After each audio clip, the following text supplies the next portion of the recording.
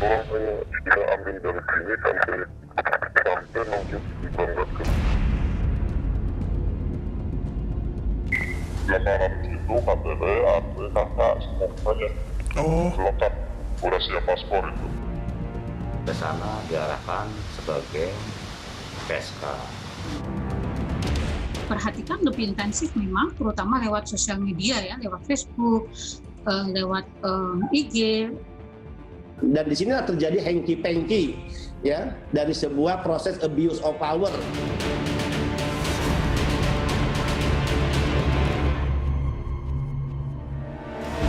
Praktik perdagangan orang di negara ini terjadi sejak lama. Bisnis ini subur, seolah tak pernah mati. Memperdaya orang, sindikat jahat bergerilya dan meraup untung. Korban pun diperlakukan secara serampangan. Mereka diperjualbelikan seperti barang. Pandemi memperparah situasi. Kementerian Pemberdayaan Perempuan dan Perlindungan Anak atau Kemen P3A mencatat angka kasus perdagangan orang meningkat sebesar 62,5% pada tahun 2020. Kemiskinan dan angka pengangguran yang tinggi kala pandemi jadi biang keladi.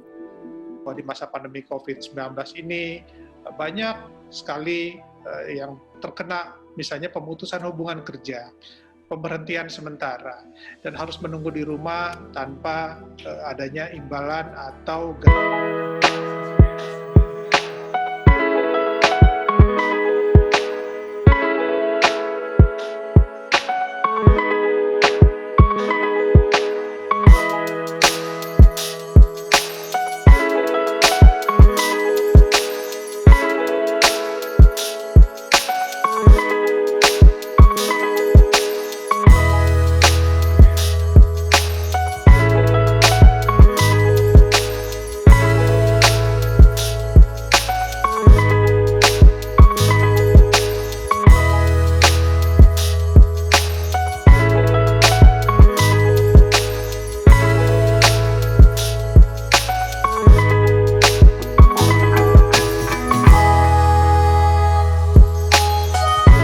COVID-19 ini. Perempuan dan anak rentan jadi korban. Iming-iming dan janji manis para pelaku menjadi jeratan paling jitu. Padahal isinya hanya derita dan nestapa. Biasanya dijadikan pekerja seks gitu ya di satu kota tertentu. Mereka direkrut akan bekerja di hotel atau di restoran gitu, atau di tempat yang lain gitu. Tetapi kemudian teman-teman ditampung di penampungan yang tidak layak. MI, anak 15 tahun ini menanggung trauma berat. Ia jadi korban perdagangan orang. Mulanya ditawari pekerjaan penjaga toko. Tapi apa dikata, sesampainya di Jakarta, MI dipaksa menjadi pramuria. Dulunya dia ditawar untuk di restoran dengan iming-iming gaji sampai 4,5 juta satu bulan. Saya anak langsung tergiur dan dibawa oleh channel, nggak tahu sampai sana diarahkan sebagai PSK. Media sosial menjadi pintu MI berkenalan dengan seorang mucikari. Untuk anak sekarang tidak ada paksaan, Pak. Ya, hanya karena modus tadi melalui Facebook atau WA, kadang dipengaruhi oleh pacarnya, kadang dipengaruhi oleh temannya yang sudah berjalan. Karena sekarang lagi musim pandemi, sekolah pun jarang masuk, anak-anak sekolah pun jarang masuk, jadi mereka tergiur oleh kehadiran channel tersebut. Niat membantu orang tua di saat pandemi kandas. Sebab 2 bulan jadi pramuria, MI tidak pernah menerima upah.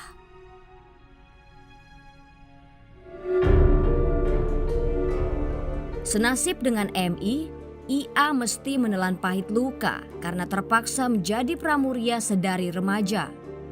Wanita berusia 42 tahun ini termakan bujuk rayu kekasihnya yang membuatnya masuk dalam dunia prostitusi selama 2 tahun.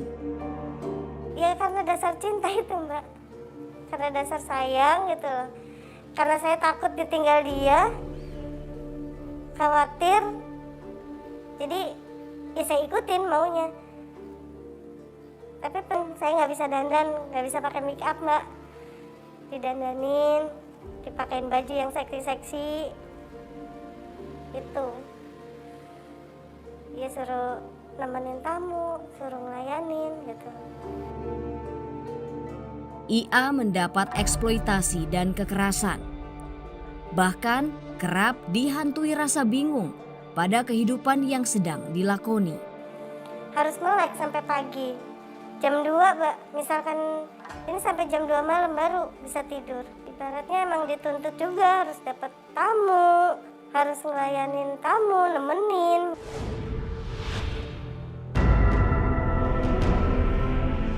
Februari 2021, Polda Metro Jaya meringkus 15 tersangka sindikat perdagangan orang yang kerap menjual perempuan dan anak. Eksploitasi perempuan dan anak terjadi berulang kali.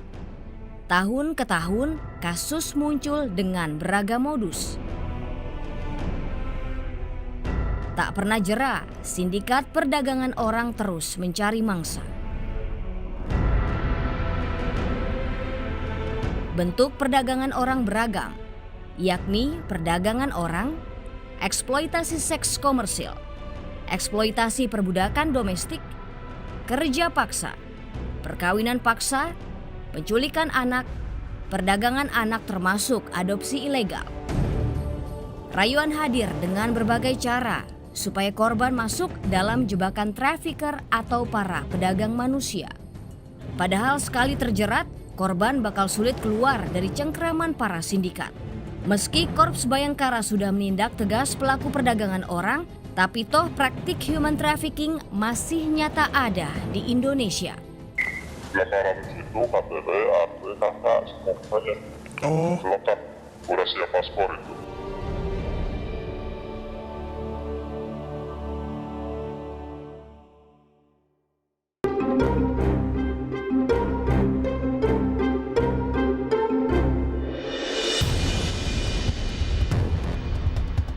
Perekrutan pekerja lintas negara jadi satu bentuk perdagangan orang paling sering terjadi.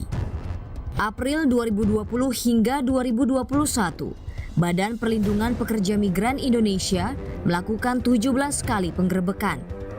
679 manusia berhasil diselamatkan. Hari ini Indonesia dalam keadaan darurat penempatan ilegal pekerja migran Indonesia. Setiap hari kita berhadapan dengan kasus-kasus di mana mereka yang saya sebut sindikat mafia tetap bekerja untuk menempatkan pekerja migran Indonesia secara ilegal. Dalam menjerat, sindikat biasanya memikat dengan beragam cara agar calon korban tertarik. Terbujuk, dibujuk rayu, diiming-iming, dijanjikan gaji yang besar, fasilitas yang baik, mendapatkan pekerjaan yang instan, sehingga sangat mudah mereka terbujuk rayu untuk mengikuti bujukan dari orang-orang yang tidak bertanggung jawab. Proses berangkat itu mudah gitu. Jadi nggak punya dokumen apa-apa gitu, even bahkan nggak punya KTP nggak apa-apa, nanti dibuatkan.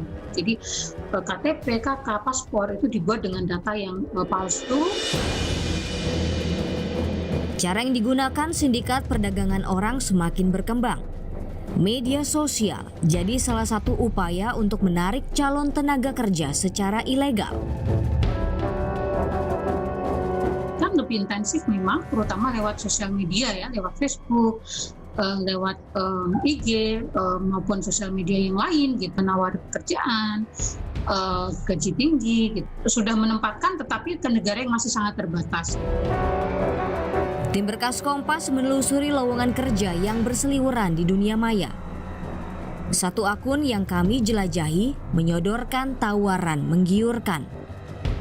Gaji selangit serta ragam keuntungan bekerja di luar negeri. Berdasarkan alamat yang tertera di laman media sosial, Tim Berkas Kompas datang ke kantor yang mengklaim agen penyalur TKI ke luar negeri. Tapi ternyata kantor itu telah lama tutup. Seorang warga membenarkan kompetensi agen yang menurutnya kerap menyalurkan pekerja. Ia lantas memberi nomor telepon si penyalur. Bisa bantuin Bu? Boleh. Enggak, maksudnya bapaknya itu. Oh, Mas itu saya hubungin dulu rananya. Enggak, nanti kalau misalkan saya telepon Bisa bantuin. Oh, bisa. PN si penyalur mengaku sebagai penyuplai resmi TKI ke negeri Singa yang memiliki BLK, Balai Latihan Kerja di Tasikmalaya. Hari Senin saya ke sana, itu akan sekalian ngeberangkatin berapa orang, 2 orang. Banyak aja prosesnya gimana. Jadi biar tidak dikata saya bohong gitu. Ya, kita harus bisa bahasa Inggris harus ya. Tapi kalau memang kurang lancar, kita arahkan ke majikan yang Melayu di sana. Tanpa basa-basi ia mengaku bisa membantu memalsukan identitas agar keberangkatan ke Singapura tak terhambat. Biaya sebesar 800.000 hingga 1 juta rupiah dipatok. Kan ada keluarga, ada PRT-nya, nah siapa tahu bisa minta tolong sama dia membuat tarikan dan apa jadinya. Kalau nggak KTP mau nggak? 800 itu KTP, APK, kakak, semuanya lengkap, udah siap paspor itu. 2 hari berselang, PN menjadwalkan untuk melakukan wawancara langsung dengan agen Singapura via panggilan video. Belum Pak, belum nikah. Jadi dia kamu siap untuk tombol sama bayi? Siap Pak. Siap, oke, bagus. Nanti di Singapura resmi ada akreditasi dengan KBRI. Jadi kita kan, ya orang biasa lah takut, wah begini kelali atau ada apa, atau disiksa potongan saya, sebab kita kan ada tanggung jawab juga. Masa kita kan lindungi PN lantas meminta pemeriksaan kesehatan supaya keberangkatan ke Singapura segera terlaksana. Makanya saya kemarin bilang ditunggu di sini itu untuk memastikan yang satu memastikan interview, yang kedua memastikan kapan mau medical check up, dan perlu ada yang ditandatangani gitu loh, supaya apa, supaya kita tuh ada hubungan kerjasama itu bukan asal. Minimal sekarang ketemu saya dulu aja. Selain marak melalui media sosial, human trafficking juga terjadi melalui calo-calo yang secara intens menggait mangsanya. Korban dari media sosial, propaganda, rekrutmen, penempatan, tawaran pekerjaan yang sangat luar biasa. Tapi ada modus lain, sindikat menggunakan kaki tangan yang saya sebut calo. Jadi calo ini turun ke desa-desa, menemui calon mangsanya.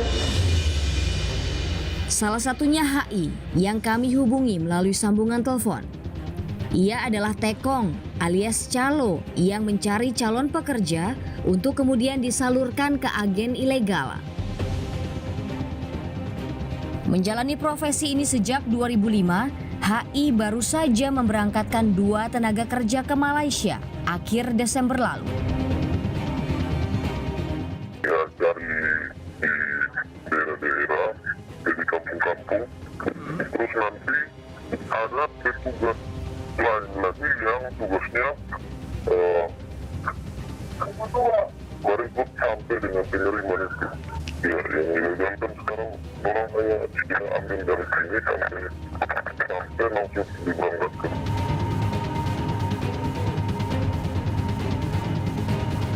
Tidak sulit bagi HI menemukan orang yang mau bekerja di luar negeri secara ilegal. Dari 1 tenaga kerja yang ia rekrut, upah sebesar 2 juta rupiah diterimanya. Yang tidak resmi itu 15 kali. Mudahnya gimana? Ya. Yang mau kerja dia setuju, dia mau bisa berangkat langsung. Kita tinggal sampaikan saja di orang yang tiap urus itu, ada 1 orang mau berangkat, hari itu juga dia bisa berangkat. Masuk dalam lingkaran human trafficking, korban dipastikan bakal sulit keluar dari kontrol para mafia. Hampir dipastikan sindikat perdagangan orang memanfaatkan kerentanan korban sebagai pengikat. Ketika check up, mereka ditelanjangi dengan secara tidak layak, begitu layaknya orang medikal gitu, kemudian difoto dan itu dipakai sebagai alat gitu ya untuk membuat posisi korban itu lemah gitu. Hitung-hitungan BP2MI, pekerja ilegal tidak mendapat gaji selama 8 hingga 10 bulan karena lilitan hutang. Ya, mereka punya strategi memberikan uang 5-10 juta kepada keluarga dari calon PMI yang akan berangkat dengan alasan biaya hidup. Si calon ini merasa ya, ada dewa penyelamat, ada malaikat, ada sinterklas yang sesungguhnya uang-uang itu diakumulasi menjadi hutang. Itulah praktek ijon rente dengan bunga 27-30%, ya, mereka harus membayar sebesar 45 juta. Buayan kesuksesan jadi TKI dengan jalur tak resmi bahkan bisa menghantarkan kita jadi pelaku perdagangan orang. Biasanya korban akan tidak sadar bahwa mereka itu adalah korban, bahkan mencoba mencari rekan-rekannya, teman-temannya dengan ajakan, bujukan, iming-iming, rayuan dan sebagainya, sehingga mereka tidak sadar sebagai korban dan juga sebagai pelaku tindak pidana perdagangan orang. Lantas, di mana negara kala melihat rakyatnya terjerembab, terjerumus dan terjebak dalam perdagangan orang? Karena saya cerita, kalau saya dulu nggak bersikeras, nggak optimis, saya masih mempertahankan diri saya, mungkin saya masih sama kamu.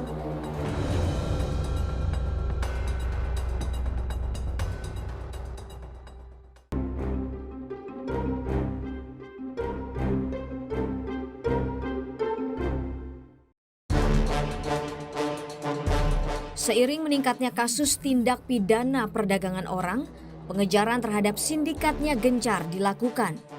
Februari lalu, Polda NTB membekuk 2 orang calo penyelundup pekerja migran Indonesia asal NTB ke Turki.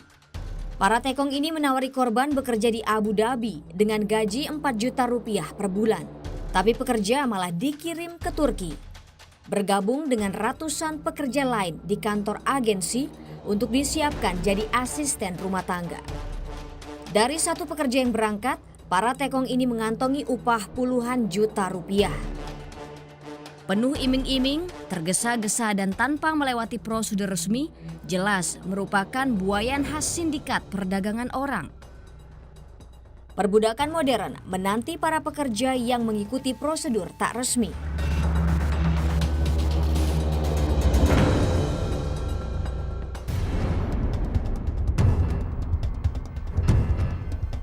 BP2MI menduga human trafficking tumbuh subur di negara kita karena kong kali kong oknum pelanggeng bisnis kotor ini. Dan di sinilah terjadi hengki-pengki ya dari sebuah proses abuse of power. Ya, saya yakin 10 juta diambil oleh si pengusaha dan 10 juta ini dibagi ke oknum-oknum yang memiliki atributif kekuasaan. Para pekerja migran yang lolos screening saat keberangkatan harusnya jadi tanda tanya besar. Mengapa mereka mendapat izin keluar dari negara? Check-in itu kan harusnya tidak boleh grouping. Ketika masuk Kementerian Imigrasi, hanya menunjukkan tiket keberangkatan, pasti imigrasi harus mengambil tindakan pencegahan. Sehingga jika mereka dengan modal visa turis, tapi hanya mampu menunjukkan tiket keberangkatan tapi diloloskan, maka saya yakin dan katakan pihak penerbangan bagian dari sindikat kejahatan, oknum-oknum di keimigrasian bagian juga dari sindikat kejahatan itu sendiri. Tapi bukan berarti pekerja yang berangkat melalui prosedur legal luput dari human trafficking. Sekatnya adalah mereka direkrut, mereka dikirim, kemudian mereka mengalami eksploitasi. Jadi tidak berpengaruh apakah itu legal atau ilegal. Apapun bentuknya, perdagangan orang tak boleh terjadi. Para korban hanya akan mencecah pahit ketika masuk dalam siklusnya. Memberantas praktek perdagangan orang jadi tugas bersama dengan memulai dari hal sederhana. IA menjadi relawan pasca jadi korban TPPO meski trauma masih membayanginya. Ia kini mendampingi para korban prostitusi yang bernasib sama dengannya. Saya turun ke lapangan, ketemu teman saya yang benar-benar satu rumah waktu itu, satu wisma dengan saya. Kira saya cerita, kalau saya dulu nggak bersikeras, nggak optimis, saya masih mempertahankan diri saya, mungkin saya masih sama kamu. Banyak kasus perdagangan orang dialami anak-anak desa Bongas. Mirisnya, paksaan jadi pramuria datang dari keluarga. Ada nilai-nilai atau permisif, karena ini situasinya sudah berlangsung cukup lama, bahwa pelacuran itu masih diterima oleh mereka begitu loh, bukan sesuatu yang mempermalukan gitu dan sebagainya gitu. Tak hanya fisik, anak juga sering menerima tekanan psikis dari masyarakat. Yayasan Kusuma Bongas memfasilitasi anak agar kembali lagi mengenyam pendidikan. Ini jalan satu-satunya adalah pendidikan, mempertahankan anak di sekolah. Jadi skill, kalau mereka tidak punya lahan, mereka punya skill yang baik, bisa akses ke pekerjaan formal gitu ya, dan juga mereka punya teknologi tertentu yang bisa memanfaatkan dengan keterbatasan waktu. Membekali diri dengan pendidikan dan informasi bisa menjadi cara terhindar dari target perdagangan orang. Itu penempatan bekerja ke luar negeri kan lewat LTSA, layanan terpadu satu atap, yang itu ada di tingkat kabupaten dan kota gitu, di daerah setempat. Itu bisa diakses dan itu one stop service. Ada imigrasi, ada catatan sipil, ada kesehatan, jadi tidak dipungut biaya. Jadi hati-hati kalau ada perekrutan pekerja migran yang itu membebankan biaya kepada calon pekerja migran maupun anggota keluarganya, hampir bisa dipastikan itu adalah penipuan dan mungkin dugaan besarnya itu adalah sindikat TPPO. Perdagangan orang adalah masalah serius yang dihadapi Indonesia. Lantas, apa upaya yang sudah dilakukan pemerintah untuk menyetop TPPO di negara kita? Pemerintah sudah membentuk yang kita sebut sebagai gugus tugas pencegahan dan penanganan tindak pidana perdagangan orang, melakukan tindakan hukum kepada para pelaku.